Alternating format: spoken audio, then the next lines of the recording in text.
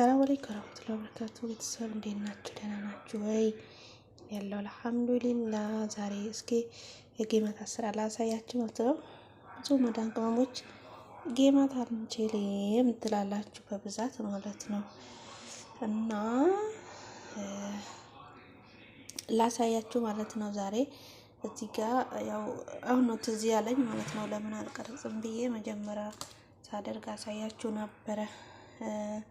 እዚህ ጋር ያደረኩት እንትን 2 ኩባያ ዱቄት፣ 3 ማንኪያ በቆሎ ዱቄት ናሻ፣ 1 ማንኪያ ካሜራ፣ ትንሽ የሻሂ ማንኪያ ቤኪንግ ፓውደር፣ 1 ኤልባ ዘባዴ ማለት ነው። ኤልባው ዘባዴ ያለ አይደል? እሱን፣ ትንሽ ጨው፣ 2 ማንኪያ ስኳር፣ ዘይት፣ በቃ እንደዚህ ነው ያደረኩት ማለት ነው። እና ስታቦኩት ማለት ነው 1 ኩባያ ውሃ ብቻ ነው። በአንድ ውሃ ኩባያ ውሃ። አሁን ብዙ ልጆች ጌማት እንትን ቅርጽ የሚወጣባቸው አንዴ ጫጩት ምናምን የዶሮ ጫጩት አንዱ ዘንጅቢል ምናምን እናደርጋችሁ ነው እንትን የምትሉት ብዙ ጊዜ ያለውና እንደዚህ የሚሆነው እንትን ስትሉት ነው፣ ስታቃጥኑት ማለት ነው። ውሃ በደንብ ስትጨምሩ ነው እንደዛ የሚሆነው። እና 1 ኩባያ አሁን በዚህ እኔ በልክ የምሰራው 1 ኩባያ ውሃም አይፈጅም ማለት ነው። የተረፈውን ውሃ መጨመር አያስፈልግም፣ ግን በቃ እንደዚህ እስኪሆን ድረስ እንትን ማለት ነው። አሁን እንደዚህ ከሆነ በቃ እንትን አይልም፣ ቅርጽ ምናምን አያስቸግርም ማለት ነው። እና ቀጣይ ደግሞ እናያለን ማለት ነው።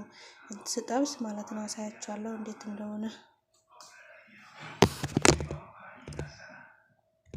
የረሳሁት ነገር ማለት ነው 1 ሰዓት ብቻ ነው የምትተውት ማለት ነው። 1 ሰዓት ከምናምን እንደዚህ ጊዜ ካላችሁ ከዛም በላይ ይሆናል ማለት ነው። ግን 1 ሰዓት በቂው ነው እና እንደዚህ አድርገን እንተዋዋለን ማለት ነው 1 ሰዓት።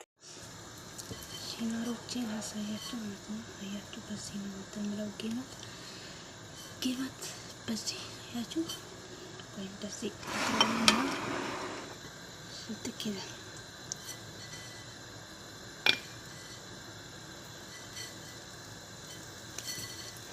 ዘይት እየነከርኩ ሽቱ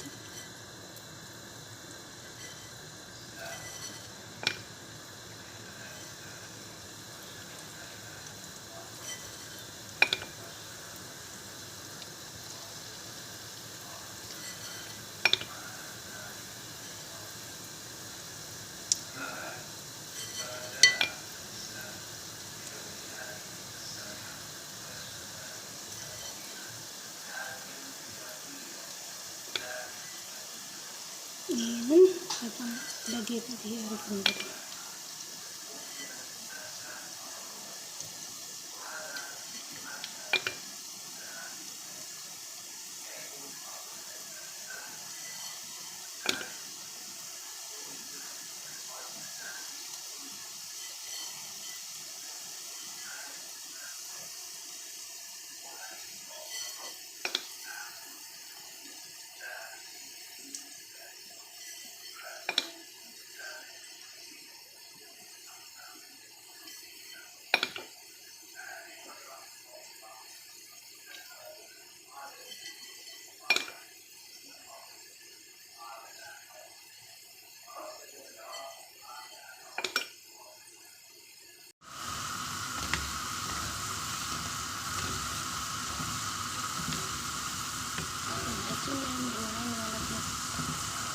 ስታቦኩት ውሃ አታብዙ።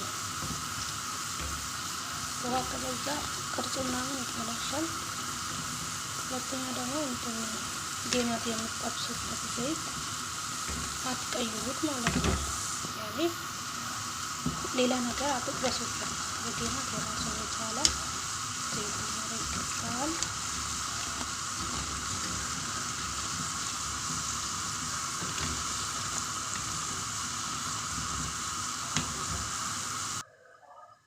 ይሄን ይመስላል። አያችሁ ሲያምር። ይሄን ተበላሽብኝ ማለት ነው። ጥራለሁ።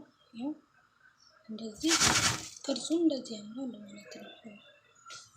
ይሄም እንደዛው እና በዚህ መልኩ ሙሉውን እጽፍላችኋለሁ ማለት ነው። ካልገባችሁ ጽፌ እለቀዋለሁ፣ ከታች ጽፋለሁ ኢንሻአላህ። እና ቻው ቻው፣ ሰላም ሁኑልኝ። ቪዲዮን ከወዳችሁት ላይክ እና ሰብስክራይብ አድርጉ።